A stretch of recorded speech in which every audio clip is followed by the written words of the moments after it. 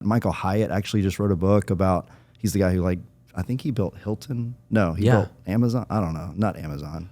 Anyway, we'll figure out who Michael Hyatt is. I think it's Bezos. Okay, I have a question. Yeah. At what point in my photography career should I start thinking about outsourcing? And that's in multiple different directions. When do I outsource for editing? When do I outsource for assistant? There's so many different ways. I'm very aware right now that it's spring. You've had a crazy good booking season, and it's like the middle of springtime, and you're like, holy crap, it's getting to be a lot, man. It's going to be a lot. So maybe that's prompting this question a little bit. But I think everybody goes through that. Yeah, like during the winter months, it kind of slows down. You can catch up. You feel good. You book a ton. And then you get to like May or June, and you're like, this is overwhelming. Yeah, my pants are on fire, man. Right. I'm just over here like. And if one of those plates drop, you're like spinning all these plates. If one of them drop, the whole thing crumbles. Mm-hmm. Juggling. Yeah. What are the kinds of things that could drop? Like what plates drop that like super stress you out? I'm just kind of curious. Ooh, something that really stresses me out. Oh, man, it goes, there's two different things really. And that is the booking process. And then when I need second shooters or something like that, it's all organization. So organizing and all of this, it's one is, I need to send out these contracts. I'm a week late to send out a contract. That starts stressing me out. Or it's like, okay, I'm 2 weeks behind on photos.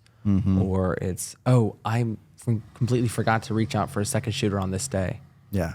So it's all these little things that, the art of photography doesn't really preempt you to think about, but it's still a big part of your day. Mm-hmm. Yeah, there's a business around it. There's the business side of photography that, the art is amazing. Yeah. But then there's the business side that you need to execute correctly. So there's some inbound stuff, like handling and being proactive with brides and inquiries. There's some process stuff of like getting photos edited, getting all that set up, and even like the day of, like getting crew on site, scheduled. And it feels good when people, I've been hired for things. It feels good when you get the details up front. You know exactly what to do. You get the call sheet. Like, this is the time to show up. This is what you're going to be wearing. This is what you're going to be doing. Right. Here's the schedule of the day. Like right now, it's like I'm at a point where and thank God, I'm so busy, but then I'm lacking on my client communication, and I'm lacking on even my employee communication. Yeah. Like when I'm trying to book out these weddings, and I'm like, oh, I'm sorry. Okay, here's a timeline for tomorrow. Yeah. Yeah. Man. How many times do they write you like, hey, what are we doing? What time do I need to show up? Yeah. Yeah. And that's the point right now. Yeah. So when would someone want to do that? When is it time this business has outgrown me? Mm-hmm. Well, there's a principle I think that's important for all of us to realize. You can do, generally speaking, a human can do 3 big things a day. Like 3 big thought, deep dive things a day. More than that is very taxing. You could do it. And, people like moms do like 18 of them a day, but normal human beings. And they're taxed. And but they have this, drive in them that's amazing. But normal humans can do about 3 big things. You could do 5 or 6 more things, but 3 big things. Does that ring true to you? Yeah. You feel so that? You're saying basically, this is one big event today. I'm going to shoot a podcast. Mm-hmm. Then I'm going to go home and I'm going to go book out all of my second shooters for the next 4 months, if not more. And then something else is, I think I honestly forgot, but there's something else I have to do. Right. But if you had 5 more big things like that, that would feel overwhelming. Yeah. But having 3 of them, you're like, okay, I can knock out that. And there's those little other things in between there, like, okay, I'm going to send out these emails, do all that. But yeah. So that's about right. So the way that I approach it when I'm thinking about how do I grow, because I'm going to reach my capacity with those 3 things every day pretty soon in a business where I have brides calling, I need vendors to be connecting, I've got I've got to be getting my second shooters, and I got to be editing the photos, like, and I got to be sending them out. Like, all of those are a thing. Each of those are a thing. And so when I get to a point where I feel like my week is full of those things pretty consistently, the only way I'm going to grow in a healthy way is by having other people help me. And delegation of those tasks is the only way you can grow your business. Because what's going to happen is success is going to lead to failure. You're successful right now in booking. Right. You're going to get so successful that you're going to start failing in correspondence, or failing in delivery, or failing in, I was supposed to have 2 shooters, but I just never got to another one. Like, there's going to be fail points. So and basically, I'm building a castle on sand. Yeah. Got it. And it's going to start crumbling. And once one piece crumbles, you no longer have the kingdom that you had. Like, now it's a hole in your wall, and everybody sees it. And people share bad news 10 times more than good news. So yeah, everybody's going to start talking about, yeah, he was good, but he never wrote me back. He completely forgot about our engagement session. He did this. That's the kind of stuff that spreads like wildfire.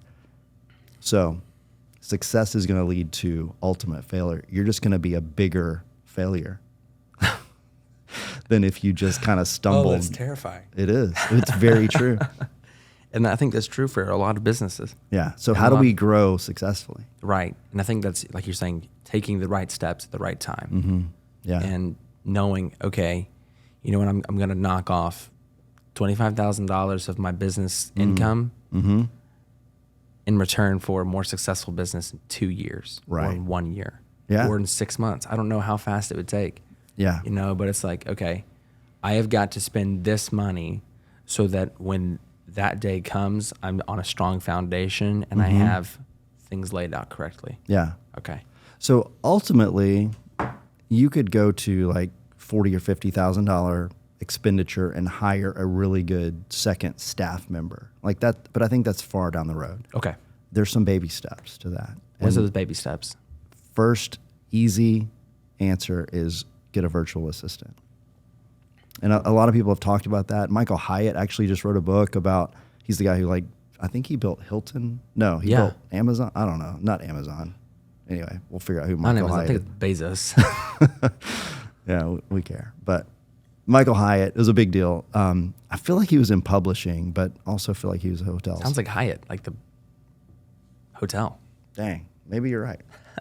That would make sense. That would make sense. Anyway, he just wrote a book. It just came out last year, but it's all about onboarding personal assistants. But several of the people that I follow are all talking about virtual assistants. It's the new thing because everybody's so busy. Technology doesn't make us less busy. It actually gives us more potential to be more busy. Yeah. And we all are feeling more and more overwhelmed. The Chat GPT is a thing, but it's not solving it. It's just making us have one more thing to do. Like all the AI stuff isn't solving stuff for us. It's just one more potential busyness. Yeah. Virtual assistants are becoming like huge. And I think photographers need to really look at how they can use a virtual assistant to multiply their time. Have you ever been on a shoot and then all of a sudden you just froze and you can't remember any poses you had in your mind or any prompts that would make a cute picture? Well, I sure have, and that's why I'm so happy to have the Shoot the Veil posing catalog. It's all generated from members just like you who are submitting their own poses and prompts that help make that photo shoot and the wedding day go so much smoother. So if you haven't already checked it out, go to shoottheveil.com, make an account, and use the promo code podcast to receive your first month free to see if this is something that helps you. Now, back to the podcast. So what are some ways that a virtual assistant could help me out on a daily and weekly structure of my business? Okay. Like just, obviously you're not a virtual assistant, but you probably know a little more about how could it benefit me? What does someone like that do for me? Yeah. I've had one for a couple of years now.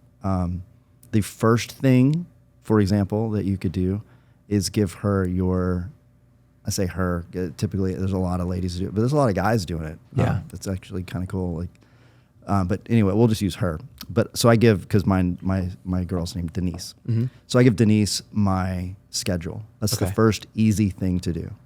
And what happens is you look at your phone like, oh, cool, I've got some meetings with these people today. But how did those come about? So you've got to have correspondence that she sees. So email, inquiries to your wedding business could go to her as well as you, but she's going to see it. So you're going to share an inbox. So she's going to see that stuff. You're going to see it. She's going to field the first few things that need to happen with that bride. Okay. Yeah. And which would be basically like, oh, great, you want to book that package, or you'd like to know more about the packages or whatever. You're going to have 3 or 4 inquiry comes in. It's got a couple of questions. She knows there's really only 3 or 4 responses that you write. Right. Either, hey, I'm booked, or yeah, let's talk about it. Yeah. and if you're booked, I would often get, oh, well, would you recommend anybody? You could write that email and give it to her. And Yeah. now she knows. Just kind of So a sorry, we're basis to booked. build off of. Here's 2 or 3 photographers that we recommend all the time. I trust them. They're great. You're going to have a great time. So you've served that bride really well. Denise doesn't have to know any of this stuff. You're going to give her the information that she needs, but she's going to do it instead of you. Yeah. So responding to, let's say you get 10 inquiries a week, each one of those, if you give a thoughtful response, take 20 minutes. Oh, that's minimum for me. Right. I mean, just considering there's always the follow-up. Okay, great. Let's Right. talk about that. Adds up. Mm-hmm. So for each inquiry, I feel like if I'm going to follow through and we're going to keep going, it's an hour. Yeah. It's an hour. And so, and you're right. That's a good number. That's a lot of time. And I care about each and every one of those inquiries. I really do. Yeah. But I also feel like with my pre-existing clients that those need to be taken care of as well. So, and that's one thing that I was realizing is I'm losing client communication because I'm busy and I'm answering all of this and I'm scatterbrained, right? Yeah. And I want someone who can get that inquiry and be like, hey, Sarah, I'm so glad you reached out. Yeah. This is Denise. Like you said, this is Denise with Sam Sykes Photography. We'd love to talk more about your wedding day. Is there a time that we can set up a phone call with you and Sam? Yeah. I would love it if I have someone that did that for me in my business. Absolutely. Now, I would pay for that too. Yeah. Or she's like, okay. Or in another case, hey, we'd like to book your diamond package. How do we go about doing that? That's so great. I'm going to send you the contract email and a client questionnaire. Once you fill that out, we can get you booked, and then we'll get a call with you and Sam. Yeah. And that bride feels very cared for. Yeah. And it's not me. I mean, I'm not, to be honest, I was taking days to respond back. I'm a week behind on inquiry. Dude, you've lost those inquiries. And I feel, and I know, right? I've lost them. And maybe I can pull 1 or 2 out of it. But if another photographer was proactive, that bride was in the mood to book that moment. Unless she just like, I got to have Sam. And She's just looking I had for a few of them text me daily. Hey, we're really running. Well, I'm flattered. And I'm like, oh, you know, I just had 3. I did an event, a full day event coverage. And then I had 2 back-to-back weddings. So I'm just like, boom, I'm tired. Yeah. And we're shooting this on a Monday. So I'm ready to just dive right back in. Right. But man, it'd be great if those were taken care of. Yeah. So it makes you seem, to the bride, it makes your business seem very Legit. proactive, legit. I mean, yeah, you've got an assistant that's going to set it up. I think when I get that as a consumer, I feel like I trust this place because they've taken the time, they've spent the money to invest in people that are going to make sure processes happen. That's exactly right. I trust processes. I don't trust people because good intentions still get distracted. Good intentions get busy. So you may be awesome, but I'm going to trust that there's a process and people that can fulfill the process more than I'm going to trust you. So it makes you seem legit, but it also gives you the ability to be proactive. So you can respond immediately. You as a business can respond immediately. Yeah. You could be the one reaching out like, hey, we're 2 months away from the wedding. We'd love to set up a time to go over the timeline. Yeah. Like And most so that of the way, when I time- wake up on Monday morning and I realize, okay, tomorrow I have a call at 1 p.m. to talk about timeline. Yeah. And then on Thursday, I have a photo shoot at 6:30. Yeah. great. I mean, I honestly, I don't mind talking with them and planning out their engagement session. That's something I'm okay to do. That's some client communication that's really valuable. Yeah. But just, talking about those little steps and those little ways that represent me as a brand better. Yeah. And save me time and grow a business in general. But what's kind of cool even with that, like I would do things where like I could set up a shoot, and instead of me logging into the calendar, setting it up, which I mean, it's not hard, but if I do that, then other things don't happen. Mm-hmm. So what would be great is I just get on Slack, tell Denise, hey, I set up an engagement shoot next Wednesday at 6. We're meeting at this place. Would you schedule it? Would you send out the reminder email? Would you let them know what all to wear? Would you, like, the typical things? Yeah. All the stuff that makes you seem really proactive. If I do it on Slack and tell Denise, like, hey, would you do our process? This is the date. Then that goes into 4 or 5 things that are going to happen. Mm-hmm. And that's just also that mental check mark that goes off. Yeah. And that's so huge for your day-to-day, just accomplishments that make you feel valuable, honestly. It's like, you feel good. You feel good. It's like, okay, that's actually taken care of. I think that's going to do a whole lot more for you mentally, which might allow you to be more proactive in your business. Mm-hmm. And it's going to free you to get more clients, because not just like the actual capacity to answer those inquiries that you've got sitting over there, but you actually feel motivated that you can care for those people. Yeah. Because part of the reason you're not booking more is because your subconscious is telling you you're going to fail. Are you just reading my mind? Like, it's true. And it's like, I feel like I'm taking on more than this one man can do. Yeah. That's and right. so, and that's just like, okay. And right now my wife has decided, thank God she's left her teaching job and she's going to do this exact thing for me. Yeah. And she's done it before. And so I'm super excited to have someone to finally be able to do this.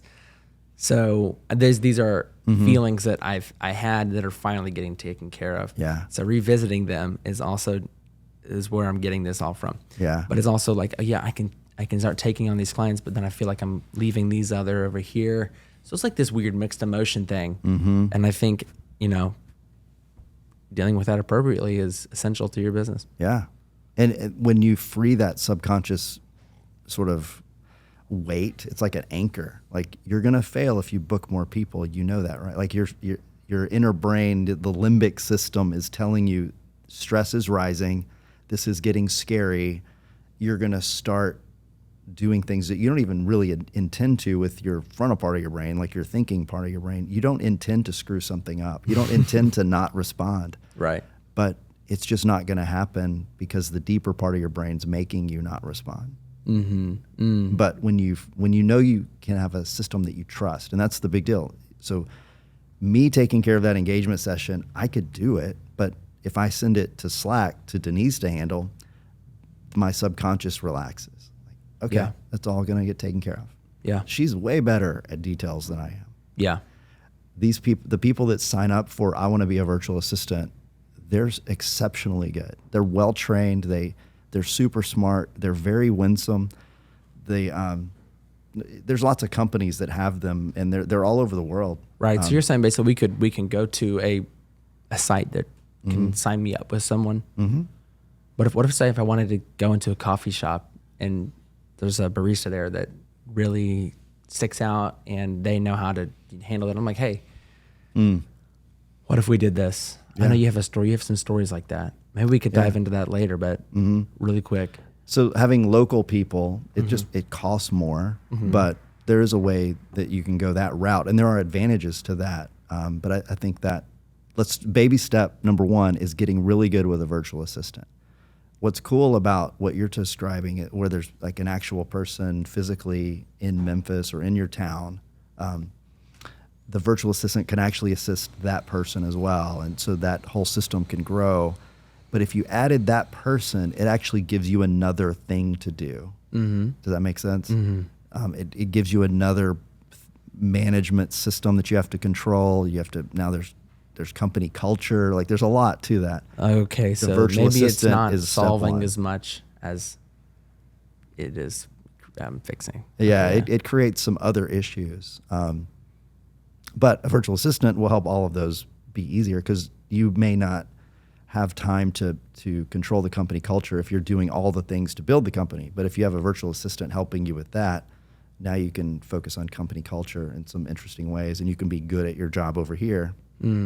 So don't try to hire anybody till you have a virtual assistant that's freeing your time. Elon Musk talks all about, I mean, he's like, uber rich, but he always talks about the value of time.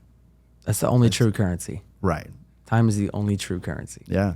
And so virtual assistant is one of the few things that can, in a very excellent way, give you tons of time back. Because most technology that claims to give you time back actually just creates one more thing, one more avenue for you to be busy in. Great. But VA, they take care of it. There you go.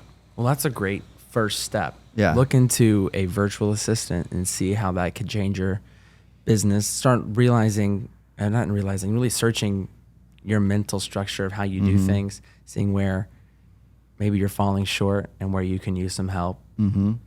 And if you're not to the point where you can't get a virtual assistant, I mean, I think it really just takes time to take a deep dive into yourself and realizing, where am I lacking? Where should I be focusing? And always just, this podcast is really meant to open your mind into other opportunities to where you can grow your business rather than you doing 100% of the steps. Yeah. So Yeah, that's great. good. We're going to talk more about this in the next podcast. Yeah, I think we should break this up into a few. Oh yeah. We'll break it up from, baby step to what's next. Yeah. Okay. Awesome. Well, guys, thanks for joining in on Shoot the Veil. We are really excited to be here and get to talk about these things and really dive into the basics and the not so basics of running a successful wedding business. I'm Sam. I'm Donny. Well, we're excited to see you guys next time.